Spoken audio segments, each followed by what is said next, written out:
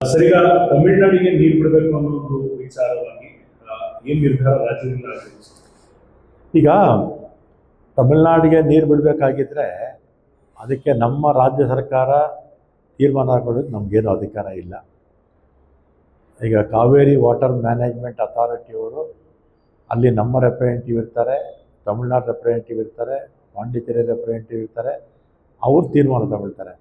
ಇದರ ರಾಜ್ಯ ಸರ್ಕಾರದ ಪಾತ್ರ ಏನೂ ಇರೋದಿಲ್ಲ. ಇಲ್ಲ, ಗೊತ್ತಿಲ್ಲ. ಪ್ರತಿ ತಿಂಗಳು ಮೀಟಿಂಗ್ ಆಗುತ್ತಲ್ಲ, ಅವ್ರು ತೀರ್ಮಾನ ತಗೊಳ್ತಾರೆ. ಕಾವೇರಿ ವಾಟರ್ ಮ್ಯಾನೇಜ್ಮೆಂಟ್ ಅಥಾರಿಟಿ ಅವ್ರು ತೀರ್ಮಾನ ತಗೊಳ್ತಾರೆ. ರಾಜ್ಯಕ್ಕೆ ಪತ್ರ ನೀವು ಡೈರೆಕ್ಟ್ ಮಾಡಿ ಬರ್ತೀರಾ ಸರ್?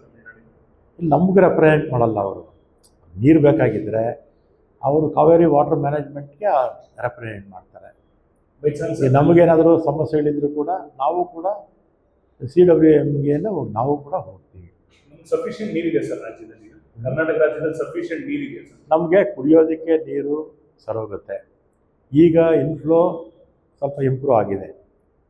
ಎಲ್ಲ ಕಡೆ ಮಳೆ ಬೀಳ್ತಾ ಇದೆ. ಚಿಕ್ಕಮಗಳೂರು, ಕೊಡಗು, ಶಿವಮೊಗ್ಗ ಎಲ್ಲ ಕಡೆ ಮಳೆ ಬೀಳ್ತಾ ಇರೋದ್ರಿಂದ ಡ್ಯಾಮ್ಸ್ಗೆ ನೀರು ಬರ್ತಾ ಇದೆ.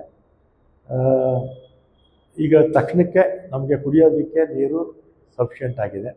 ಅದೇನು 3-4 ತಿಂಗಳು ಆಗುತ್ತಷ್ಟೇ, ಅದಕ್ಕೆ ಮೇಲೆ ಆಗೋದಿಲ್ಲ. ಇನ್ಫ್ಲೋ ಜಾಸ್ತಿ ಆಗಿ ಡ್ಯಾಮ್ಸ್ ಎಲ್ಲ ತುಂಬಿದ್ರೆ ಆಮೇಲೆ ಸಮಸ್ಯೆಗಳು ಕಡಿಮೆ ಆಗುತ್ತೆ.